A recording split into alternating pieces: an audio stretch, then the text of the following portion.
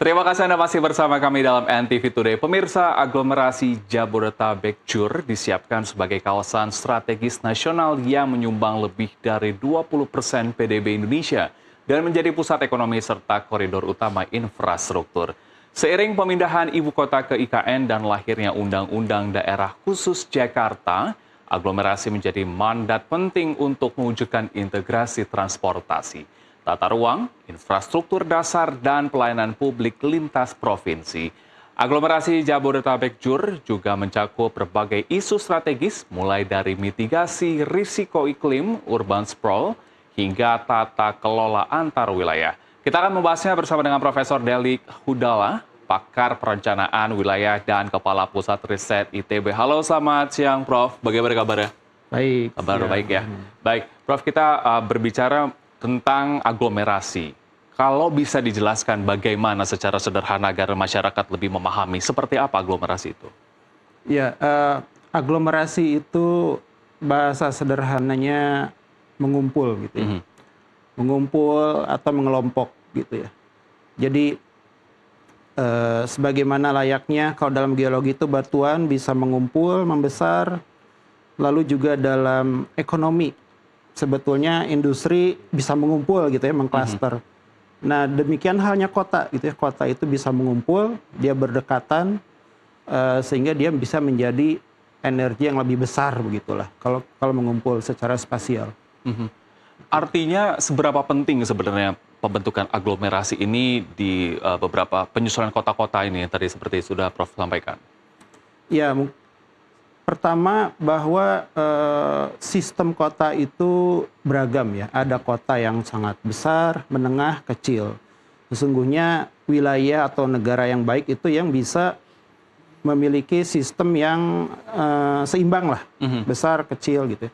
Nah, kita perlu kota aglomerasi yang besar karena dalam konteks kita pergaulan maupun kompetisi global, banyak ekonomi itu sistem ekonomi yang kompleks tidak bisa hanya berada di satu kota kecil, dia berinteraksi dengan beberapa kota di sekitarnya. Ya. Oke, tadi mungkin sudah disampaikan. Kemudian untuk mengkerucut lebih lagi Jabodetabek JUR ini membutuhkan pendekatan aglomerasi. Kemudian bukan sekadar koordinasi biasa. Anda melihatnya seperti apa, Prof?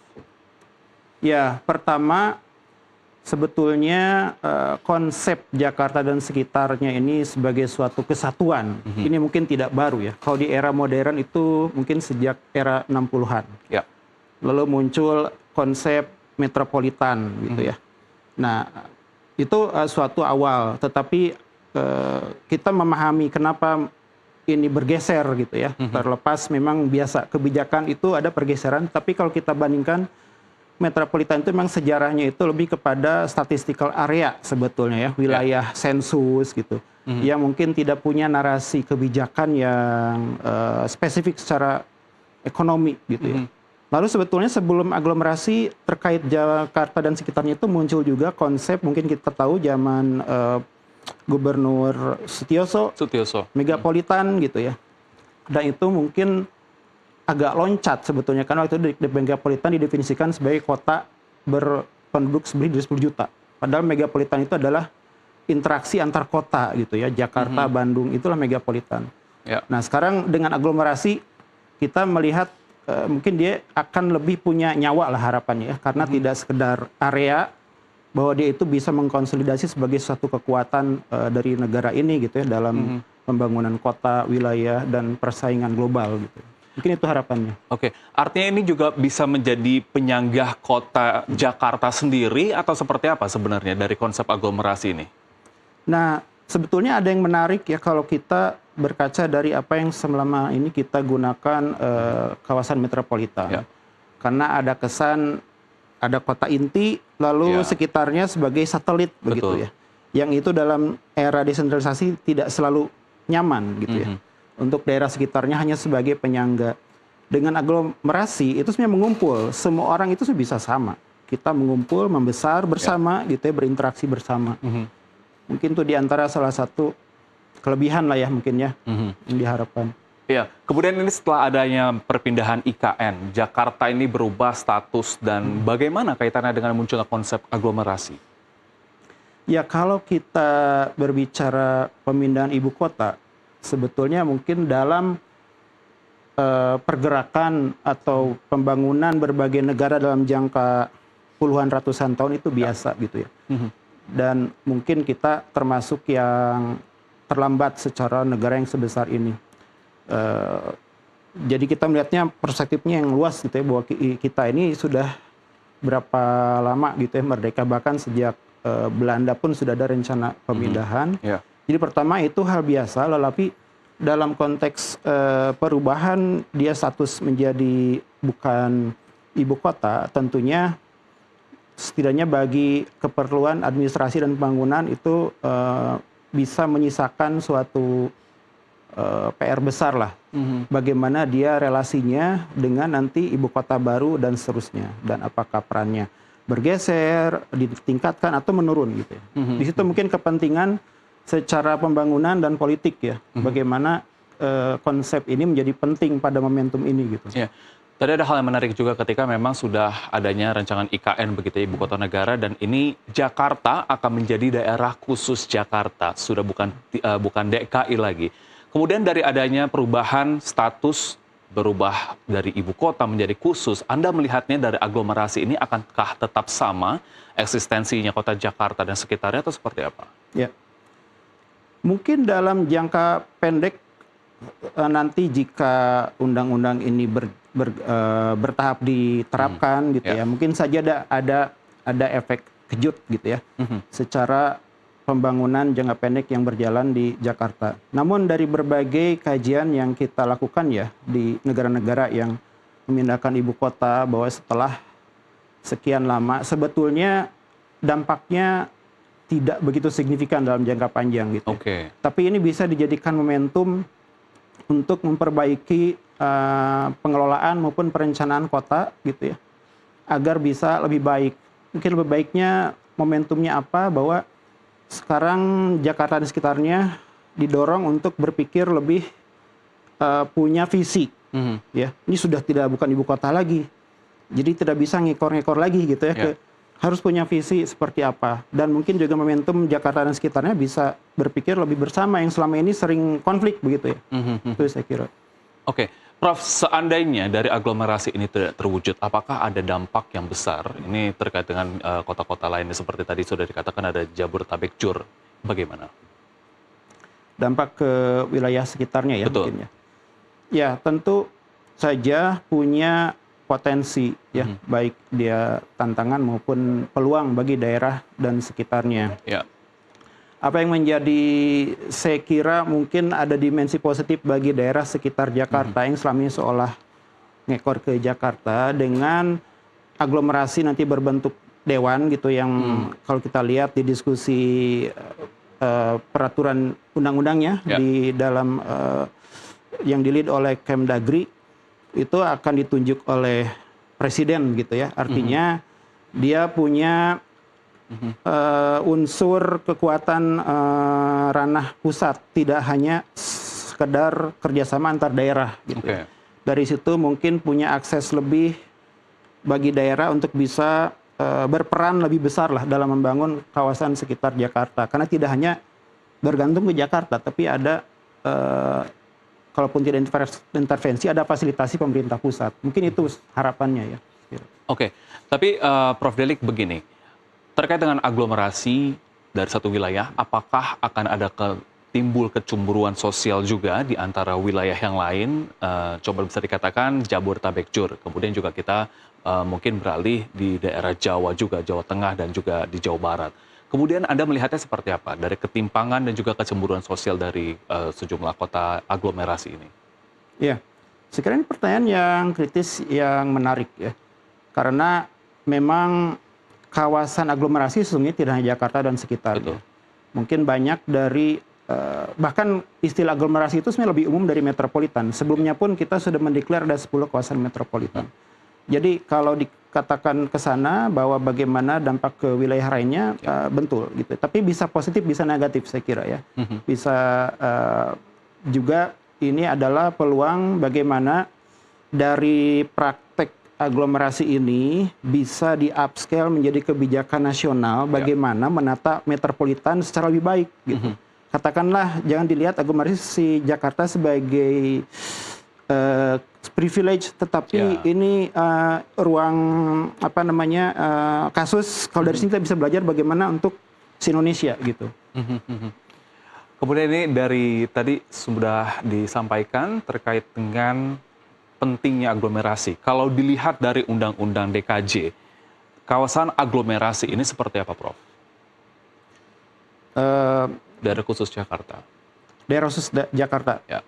Ya, jadi kawasan aglomerasi ini jadi meliputi dulu yang mungkin kita mengatakannya Jabodetabek, Jur ya. Tetapi mungkin apa yang bisa bergeser dari itu bahwa cakupan wilayah ini tidak betul-betul terkunci, bahwa ini bisa dinamis gitu ya, meskipun ini dalam sekira perlu diskusi ataupun kriteria yang lebih spesifik bagaimana wilayah itu bisa berkembang, tidak hanya Jabodetabek gitu ya. Tentunya itu menjadi suatu PR sendiri ya. Oke. Dan terkait dengan integrasi moda transportasi ini dapat berjalan di aglomerasi, kita akan bahas usai jeda. Dan pemirsa tetaplah bersama kami di NTV Today.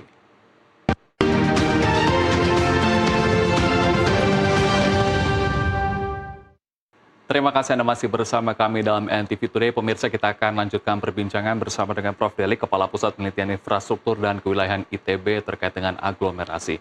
Dan tadi sudah disampaikan bagaimana pentingnya aglomerasi ini dilaksanakan dan terkhusus pada Jabodetabek Jur. Dan kita akan membahas sejauh mana integrasi moda transportasi dapat berjalan di bawah payung aglomerasi. Prof. Delik. Ya, terima kasih. Memang menjadi persoalan di berbagai wilayah metropolitan, aglomerasi atau megapolitan, biasanya yang paling mendasar adalah pengelolaan transportasi. Ya. Karena itu yang paling basic. Nah, dengan konsep aglomerasi ini, apa yang mungkin baru ya, yang selama ini pengelolaan transportasi metropolitan di Jakarta dan sekitarnya terkesan organik begitu ya. Nanti ada kita membangun, kalau kita ikuti diskusinya, pemerintah berniat membangun semacam badan layanan umum gitu ya. Ini yang bisa menjadi entitas legal juga gitu ya. Entitas yang bisa independen, legal, tapi dia punya kompetensi dalam pengelolaan pelayanan infrastruktur gitu ya. Oke, ini masih dalam kait infrastruktur moda transportasi.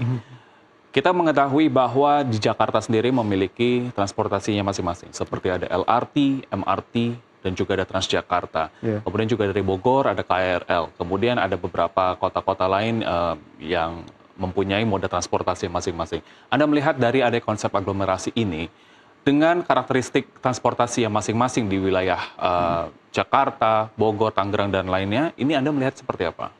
Ya. Ke belakang mungkin memang sulit ya kita menggabungkan layanan yang berjalan sendiri-sendiri. Karena tidak ada platform bersama yang secara legal dan administratif itu sah gitu ya. Sekarang ini dengan membangun badan layanan bersama, artinya pemerintah daerah itu bergabung bersama, membangun suatu unit lah ya. Di sana dia bisa berkontribusi dan nanti dikelola bersama begitu ya.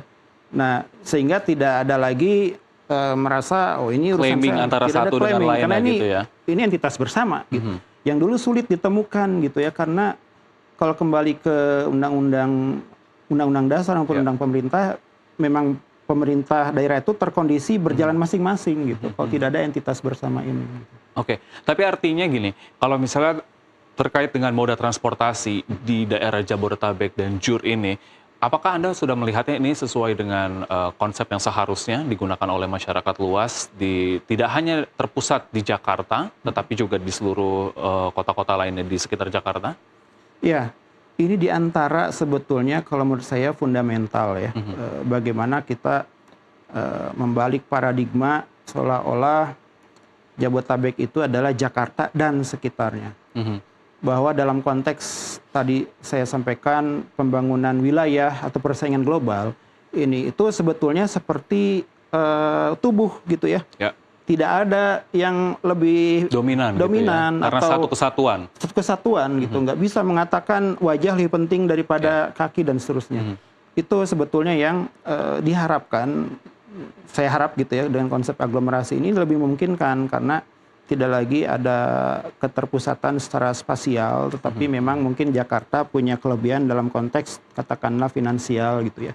Tapi Jakarta itu tidak bisa berdiri sendiri gitu. Kalau tidak ada peran dari wilayah sekitarnya yang punya sumber daya alam dan seterusnya. Oke, ini kita akan membahas sedikit dari adanya urban sprawl sendiri ya. Jadi kita sudah bahas juga bagaimana urgensinya. Nah, kalau untuk membantu mengatasi urban sprawl ini seperti apa, Prof? Nah, mungkin sebetulnya berbicara aglomerasi itu ada kritik juga bahwa justru mungkin dia bisa mendorong urban sprawl. Artinya kita bayangkan mendekat, saling mendekat. Urban sprawl itu artinya pembangunan yang loncat-loncat tidak terkendali lah ya. Yeah. Nah, tetapi kita melihatnya mungkin intermediate ya, bagaimana mengolah lebih baik karena dengan adanya kesetaraan begitu ya, maka setiap daerah itu menjadi punya tidak hanya obligasi tapi kepentingan untuk menjaga tidak hanya membangun ekonominya tapi menjaga lingkungannya gitu ya. Oke, nah kemudian terkait dengan adanya pengaturan aglomerasi ini mendukung dengan industrialisasi dan logistik nasional, Anda melihatnya seperti apa, Prof? Ya, nah itu kita bayangkan logistik nasional ya, misalnya industri kita yang ekspor oriented ya, 50% lebih selama ini misalnya industri kendaraan itu di sekitar Jabodetabek. Ya. Kita bayangkan itu kan tidak di satu lokasi ya. Bannya mesti diambil dari daerah mana, lalu mesinnya dari mana, itu kalau misalnya sistem infrastrukturnya terintegrasi itu kan tentunya akan lebih murah secara ekonomi ya. Tanpa harus terpusat semuanya di satu lokasi gitu. Oke. Ini juga terkait dengan belakangan ini terjadi adanya program pemerintah Presiden Prabowo Subianto MBG. Anda melihat bagaimana aglomerasi ini mempermudah distribusi MBG ke tepat sasaran?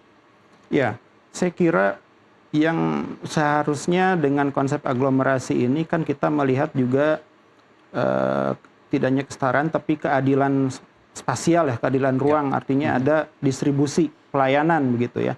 Misalnya ada standar pelayanan penyediaan makanan bergizi gitu ya, yang lebih seragam, tidak hanya Jakarta tapi sampai pelosok Bogor juga harusnya punya standar yang sama. Artinya apa ya, daerah yang mungkin asalnya kurang terstandar bisa terangkat lebih cepat menjadi mendekati standar yang ada di wilayah yang lebih maju di sekitar Jabodetabek. Gitu. Tapi kalau boleh bicara dengan kelemahan adanya aglomerasi ini, bagaimana Anda menyampaikannya? Ya, kalau setiap konsep itu pasti ada kelebihan dan kekurangan. Ya. Gitu.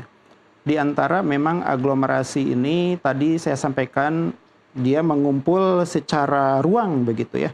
Memang kalau tidak dilihat secara lebih wise ketika mengumpul menjadi tidak ada batas, seolah-olah ini yang dikritik oleh banyak ahli tata ruang, bagaimana nanti batas antar kota hilang begitu ya. Nah, ini sebetulnya juga bisa dilihat sebagai hal yang berbeda dalam arti bagaimana kita justru kalau kita memperkuat peran kota-kota sekitarnya, mereka bisa menjadi balancing gitu ya, tidak menjadi tersedot oleh Jakarta. Itu yang diharapkan saya kira ya.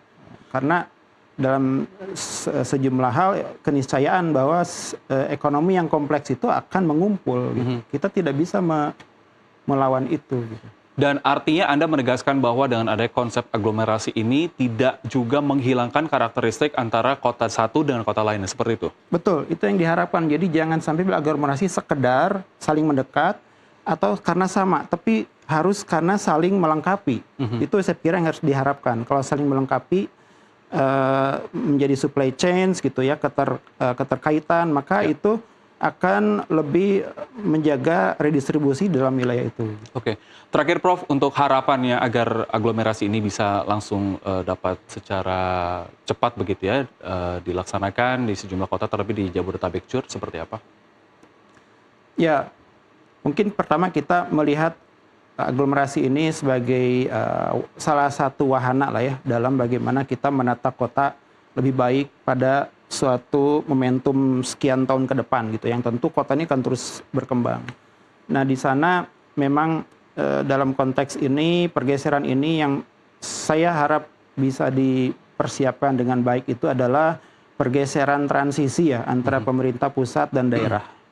Gitu ya. Jangan sampai nanti transisi ini tidak smooth sehingga ada trust tidak terbangun. Yang juga harus diperhatikan adalah peran masyarakat, baik itu swasta maupun kelompok lain begitu ya. Harusnya ini menjadi wahana orang berkolaborasi, jangan sampai nanti ini dikooptasi misalnya oleh kelompok atau unit tertentu masyarakat tanpa menyadari visi yang sesungguhnya. Itu saya kira.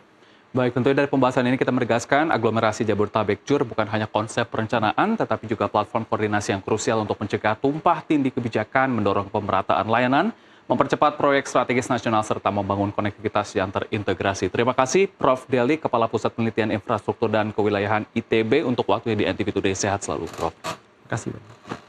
Dan pemirsa, kami akan kembali usai jeda, tetaplah bersama kami di NTV Today.